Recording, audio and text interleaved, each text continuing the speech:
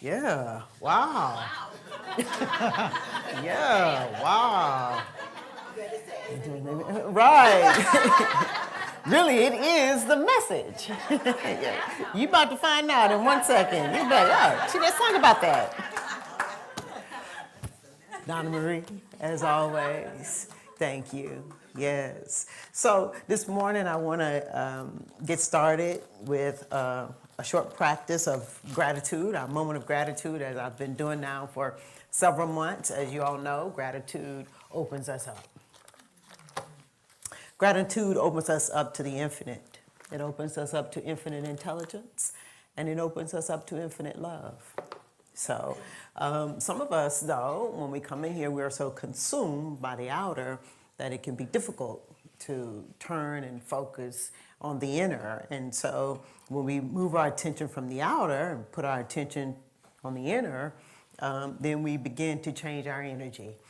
And if it is true that it is how you feel is how you attract, then we are in this moment changing our energy. If the energy that you came in here with is keeping you someplace focused on the outer, this is the opportunity to become present and to be present and in the moment, to be present to life and to be present to love, because it is love that changes our energy itself. So in a second, I'm going to ask you to put your attention on your heart and to put all of your energy onto your heart. And I'm simply asking you just to put your attention and bring your energy around your heart area and to just allow yourself to be there and to feel the emotions of the heart, to allow yourself to begin to feel love in your heart and gratitude in your heart. And so that's what I'm asking you to do in our moment of practice. So don't let your body talk you out of it. Don't let your body talk you out of it. Be fully present with the practice. And this morning, our focus will be on love. And at some point in time, I'm going to ask you to just to be focused on the love in your heart for someone else. Oftentimes, it can be difficult for us to get to the love in our heart when it's for ourselves, but when it's for someone else, we can often get there very easy. All right? So let us take a breath right here.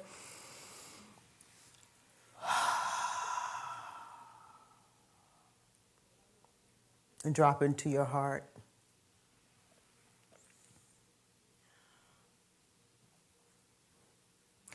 Simply put your attention and bring all of your energy focused on your heart and the emotions of the heart. Begin to sense love and gratitude in your heart. And since it is Love Day, or yesterday was Love Day, let us really be focused on love.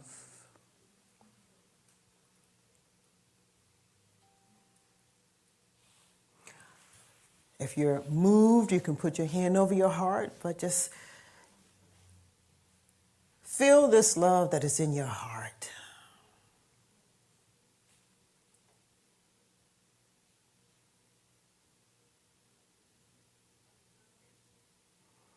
And now allow yourself to begin to muster up as much love in your heart for your neighbor, the person who's sitting right next to you,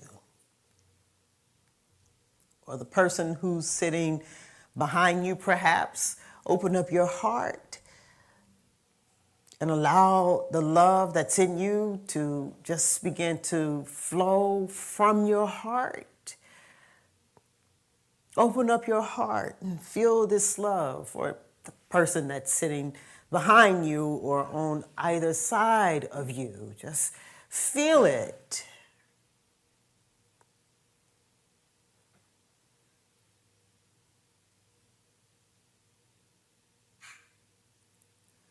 Feel this love in your heart.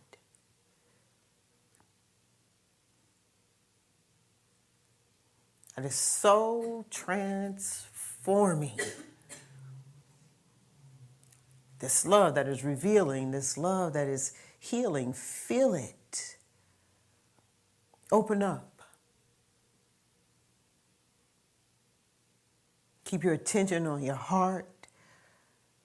Feeling this love, let us just amass as much love as we possibly can in this moment.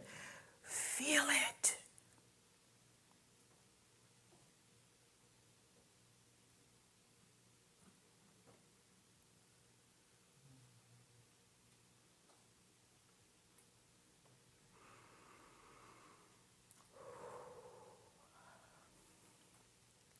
Feel it.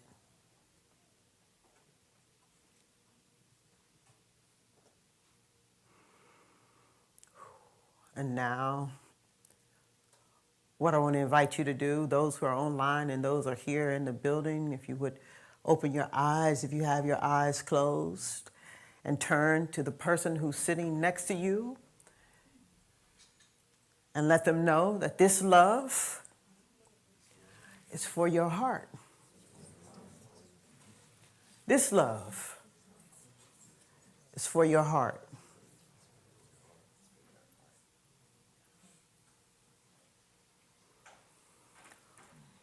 So as we begin then to slowly bring our attention and our awareness back, feeling ourselves grounded in the chairs that we are sitting in, coming back, bringing our attention, bringing our awareness back, full of love, with our hearts open,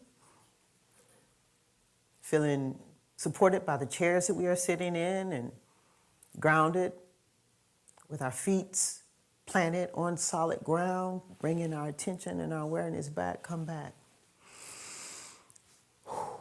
Let us, or I invite you to keep your hearts open and the rest of our time together today, that we might be open to receive infinite love and infinite intelligence. So here we are with our theme for the month, Feel to Heal, and a few spiritual principles and practices to get us anchored this morning in the message from Ernest Holmes and What We Believe. And you can do a search for Ernest Holmes and What We Believe if you'd like to have a copy of what I'm reading. Or you can go online to our website, or you can also get it from our newsletter. But this morning we're working with spiritual principle number 1. And it reads, we believe in God, the living spirit, almighty one, indestructible, absolute, and self-existent cause. We believe this one manifests itself in and through all creation, but is not absorbed by its creation. And spiritual principle number 2, we believe in the individualization of the spirit in us, and that all people are individualizations of the one spirit. Spiritual principle number 7, we believe in the direct revelation of truth through our intuitive and spiritual nature, and that anyone may become a revealer of truth who lives in close contact with the indwelling God. And finally, spiritual principle number 4, we believe that heaven is within us and that we experience it to the degree that we become conscious of it. So, this teaching has, in so many ways, saved my life. And what I mean by that is that it has saved me from me. And truly, I am eternally grateful. You know, it has stopped me from annihilating my own self with my own thoughts and my own feelings. There is great power in the mind. There's great power in what you think, and there's great power in what you feel. So much power that we can create,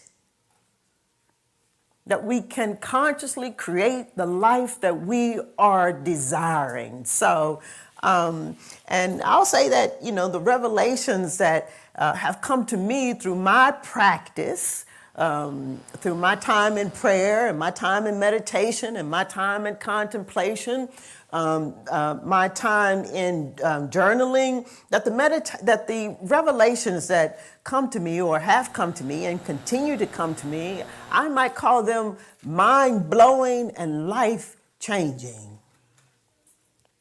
Mind-blowing and life-changing. And what do I mean by that? Well, that they open me up to the possibility of peace. And they open me up to the possibility of love in my life, the possibility of experiencing peace in ways that I've never experienced peace, and to experience love in ways that I've never experienced them before. And if I really want peace then, and if in fact I'm the one who can only get in my way, if I'm the only one who's in the way, if I'm the only one that can stop the flow, if I'm the only one that can stop the infinite from flowing through me, if I'm the only one who can stop infinite intelligence and infinite love from flowing through me, then I've got to change. Even when I don't want to.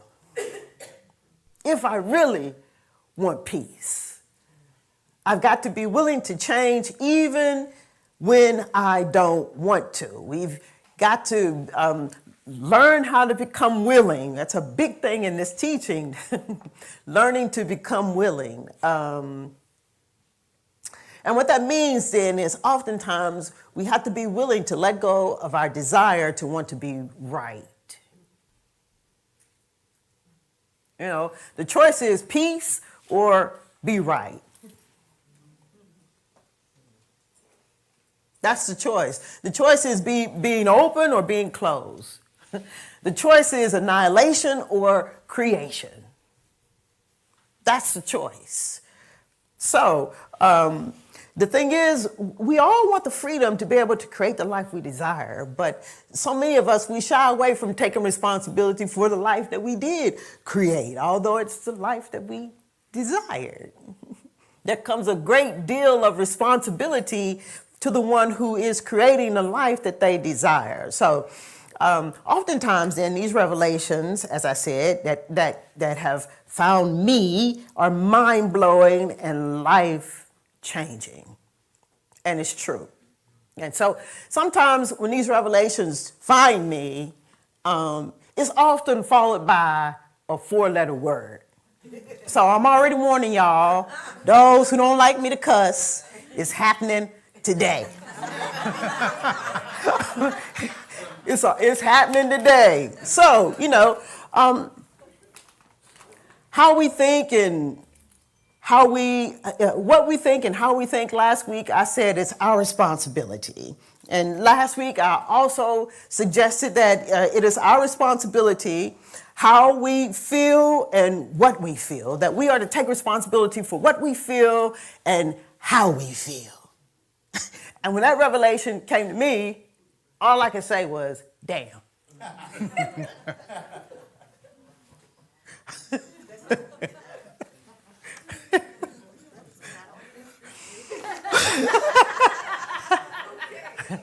I'm responsible for what I feel and how I feel. It's no small thing that I can no longer blame others for what I feel and how I feel. If this message sounds very similar to last Sunday, it is. And it's intentional because some things bear repeating. They really do.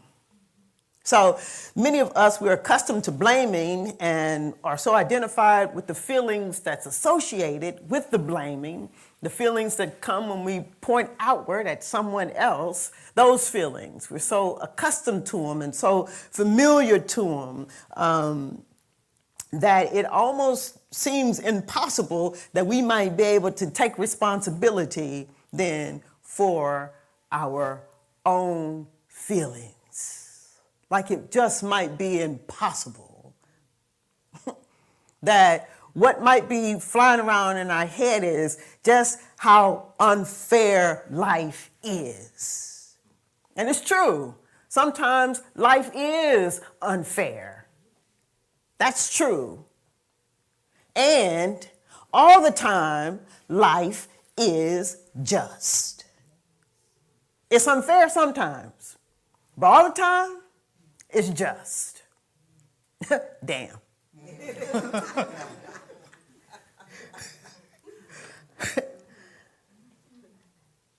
It isn't always fair, and it is always just. Ernest Holmes says we're dealing with an immutable law, that we are surrounded by and immersed in the creative substance, and that once we set the cause in motion, that you cannot avoid the effect. That once we feel a particular kind of way, that the cause is already set in motion.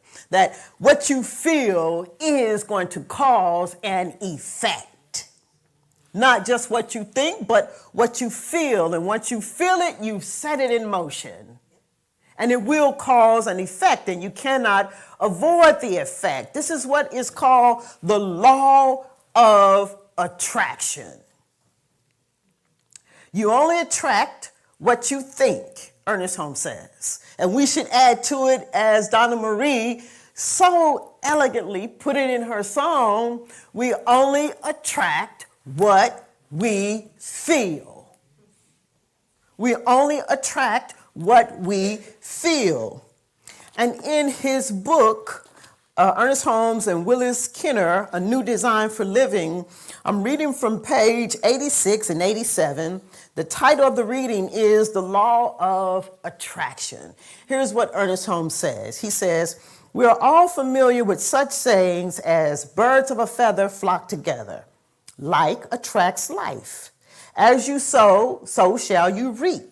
There seems to be something that brings together similar things. The mind of man seeks the mind of God. There definitely seems to exist a law of attraction. The more man seeks out the creative power of the universe, the more it seems to be attracted to them. The more we desire congenial friends, and the more we will be surrounded by them. The more we seek in thought and action, health, success, or any other experience, the more are such experiences attracted to our lives. The law of attraction, in other words, means that we attract into our experience conditions and situations corresponding to the nature and content of our thought, corresponding to the nature and content of our feelings. The action of the mind is like a magnet, drawing to itself all things of similar content. And this action is just as inexorable as that of an electromagnet. It's just as inexorable as that of an electromagnet. And there is nothing known that can block the magnet field generated. The only thing that can stop it is for the flow of current to be switched off. Perhaps we need to switch off the action of some of our patterns of thought and switch on others, so that what is being attracted to us is not all bad, not half bad and half good, but all good. We need to be selective in the types of thoughts and feelings we entertain in our own minds, thus giving only good ideas the power of attracting their like into our experiences, or thus giving only good feelings the power to attract the like in our own experience. He said, we stand at the gateway of our minds, at the master control board of experience, at the drafting board of our design for living. Nobody else has access to them. On our shoulders rests the responsibility for actions resulting from our thoughts and the feelings we entertain.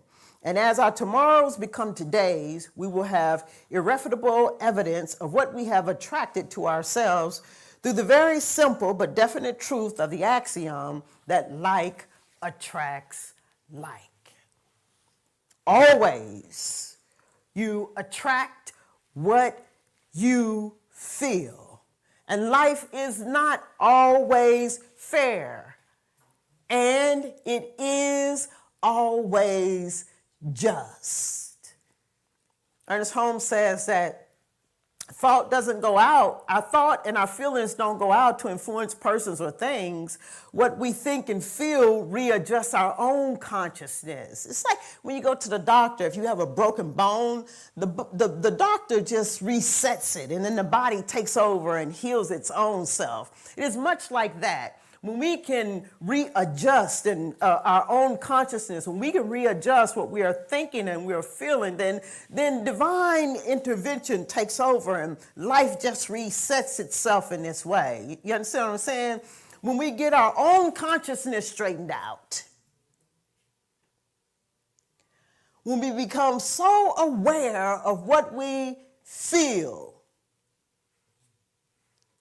in our own lives, then divine providence steps in and takes over. When we can get our own thoughts and feelings straightened out, when the things of the things of the external world, Ernest Holmes says, must adjust to us. When we can get our thoughts lined up, what's out there must align with what's in here. When you start to feel love, when you start to feel peace, then everything out there has to line up with the love that you're feeling and the peace that you're feeling, as long as you don't block it. As long as you don't let anything get in the way. You know, in essence, it's like we are our own Wi-Fi. Your own Wi-Fi station. That means you got to be connected. Connected to God, right? No, let me give you a little bit. Okay, so I thought I should look up Wi-Fi, exactly what Wi-Fi is. So let me give you a few things you probably need to know about Wi-Fi, your own Wi-Fi system, okay? Wi-Fi is a wireless network technology, this is from AI, using radio waves, specifically 2.4 gigahertz or 5 gigahertz frequencies.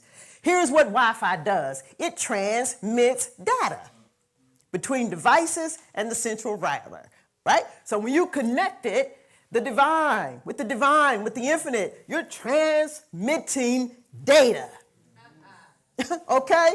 All right. It says that it relies on IEEE 802.11 standards to convert binary data into radio signals. So something aligns with what you are feeling.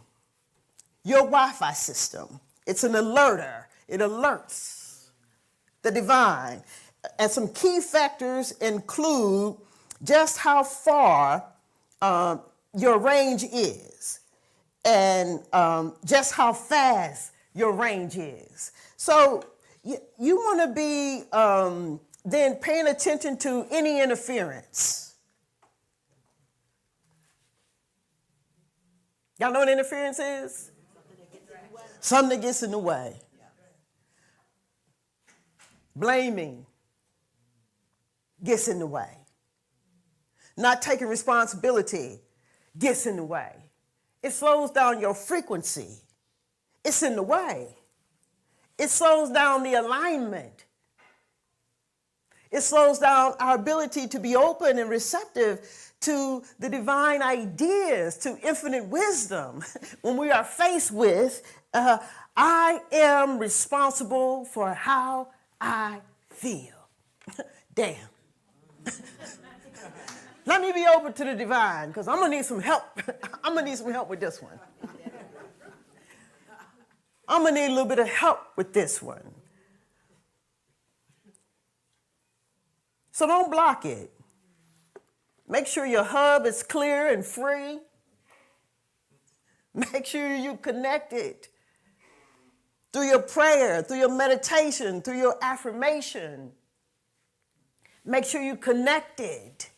Make sure you align with whatever it is that you are desiring to experience. Make sure you feel it so that you can experience it, because life is not always fair, but it's always just. So we have to be tuned in to the infinite and remove what blocks.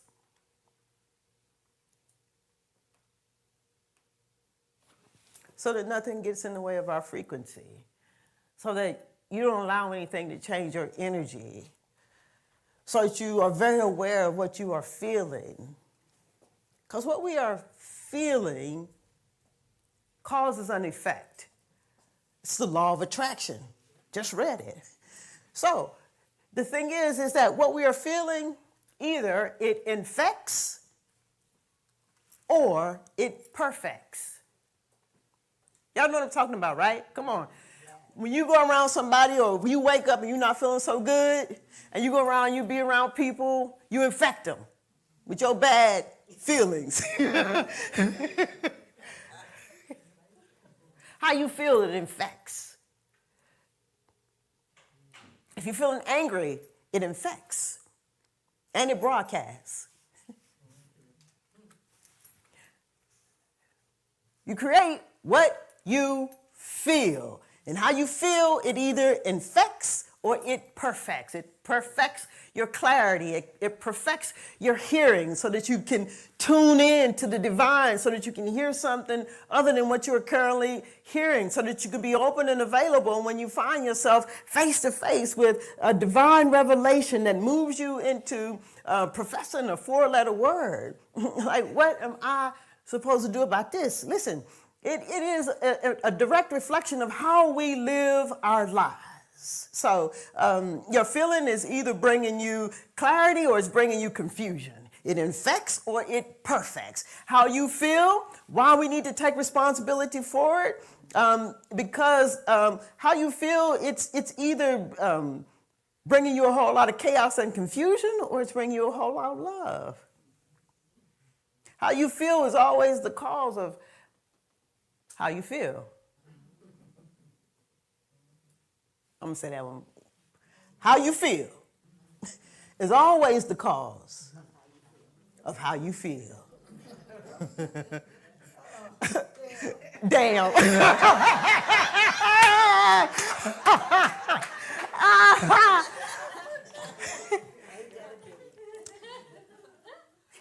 I do apologize for my behavior. I do. But how you feel is the cause of how you feel. Damn. Always what's at stake is being clear or being right. Always what's at stake is being right or being at peace. Always what's at stake is our willingness to take responsibility for how we feel, to take responsibility. Always the choice is for us to take responsibility for how we treat ourselves. Always what's at stake is chaos and confusion or peace, taking responsibility for how I treat myself, what I say about myself, and how I feel about myself. Always what's at stake is chaos and confusion or the time I take to assess how I treat others and how I feel as it pertains to others. Y'all know what I'm talking about? Those who are in close proximity.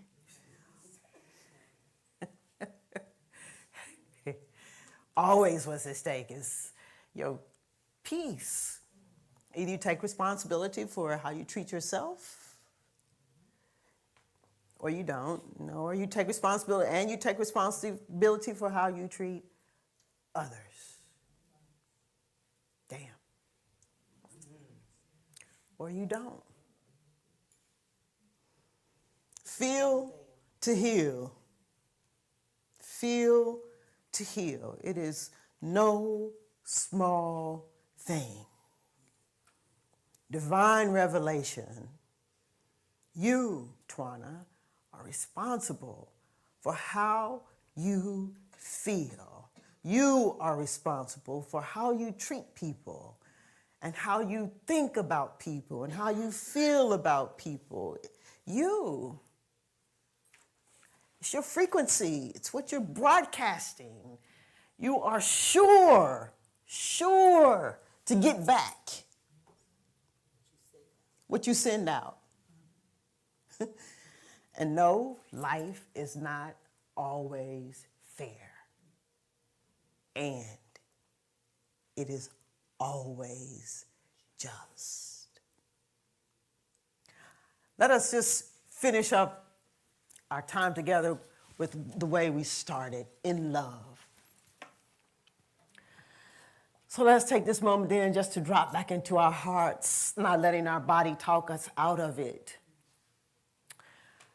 Mustering up as much love as we can in this moment.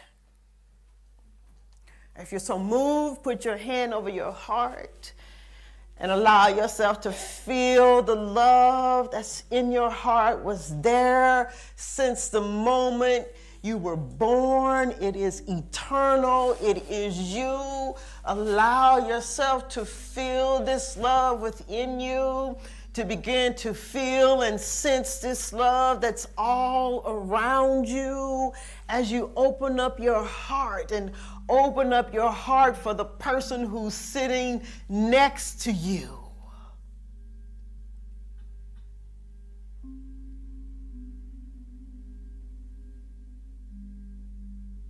Open up your heart to love for the person who's sitting next to you. As we contemplate that life is not always fair, but it is just. And in us acting justly, taking responsibility requires a lot of love and a lot of grace. So open up your heart, put your attention on your heart, put all of your energy on your heart. Allow yourself to feel this love. Feel it. And if you can, feel it more. Feel it more.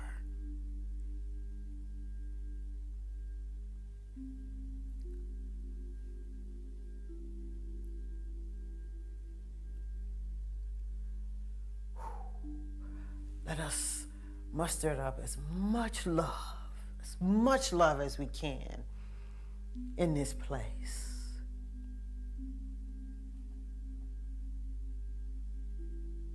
Feel it. Find it.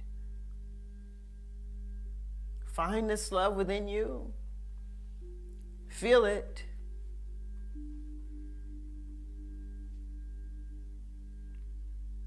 It's for the one who's sitting next to you. Feel it in your heart.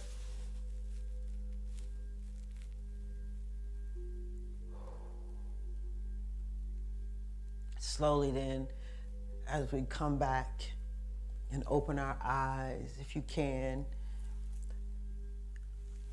turn to the person that's sitting next to you with all of this love and remind them it's for your heart. It's for your heart.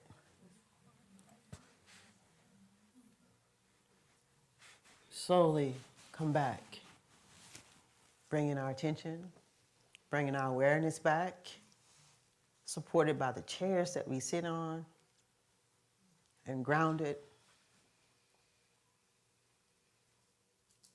by our feet on this holy and sacred ground. Come back. And so it is. As we journey on throughout our week, let me remind you that life, it isn't always fair, and it is just. How you feel is the cause of how you feel. Damn. And so it is.